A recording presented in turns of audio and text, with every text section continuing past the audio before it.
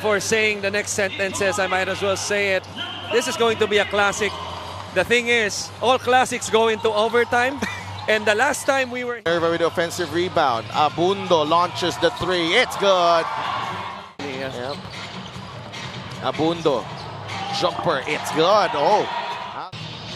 Here's Abundo. Galinato naman na nakabantay sa kanya. That's short. Oh, no. Short.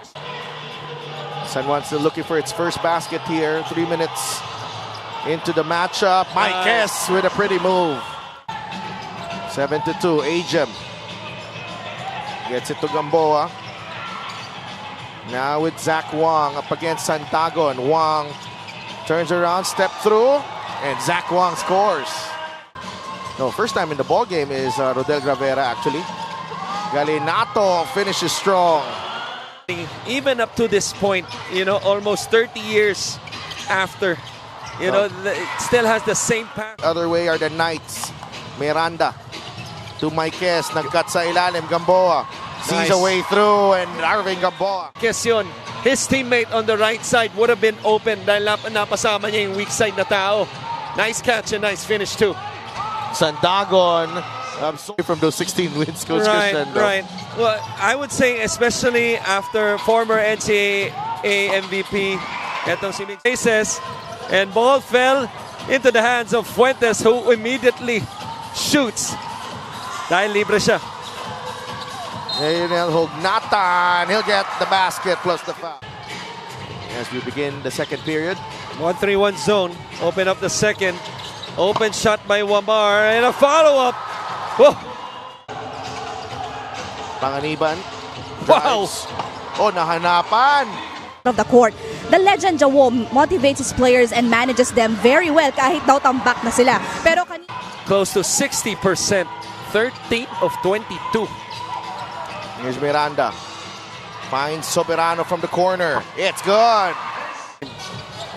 So, ganun kalalim itong San Juan. All players, shooting or not, makes a positive impact, especially in this game up by 18.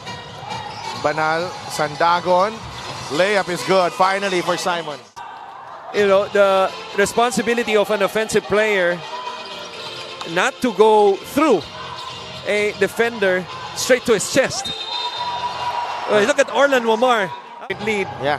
but it was a no call and it's a 3-point play. Now it's a 17-point lead. Sandagon using the left hand. Ganda. The contest.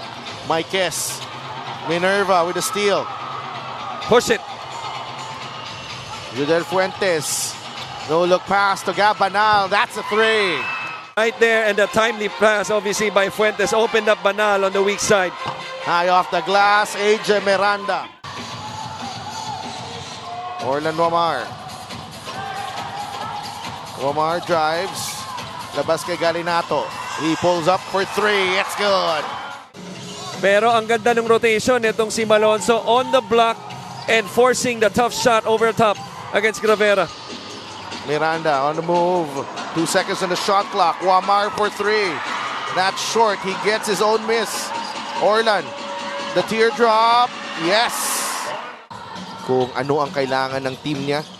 More than the X and O's really. Especially against a San Juan team. We always talk about it, that San Juan, there's a... Balik muna kay LJ. 3 seconds to work with. Gonzalez atake. Liz. LJ.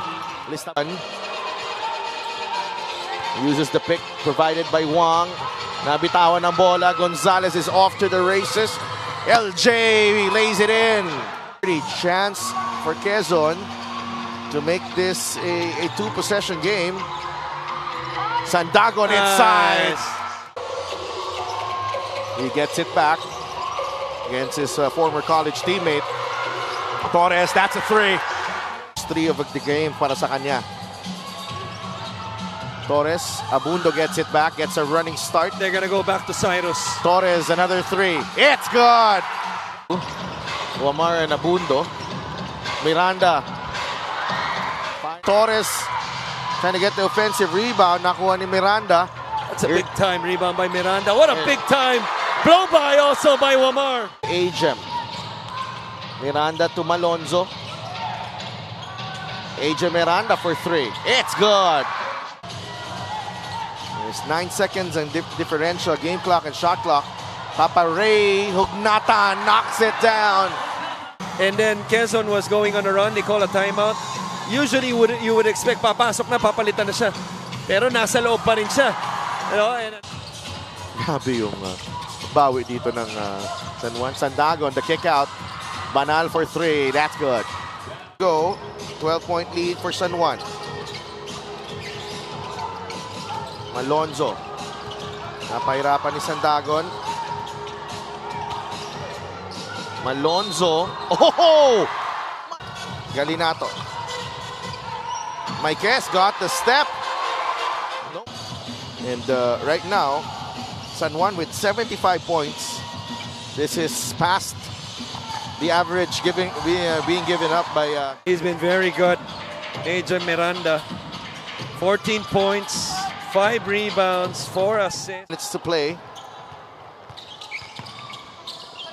Take note, this was a 1-point game at the 4-minute mark. But what a spin cycle! Ano yung response? 35-11 run by the Knights.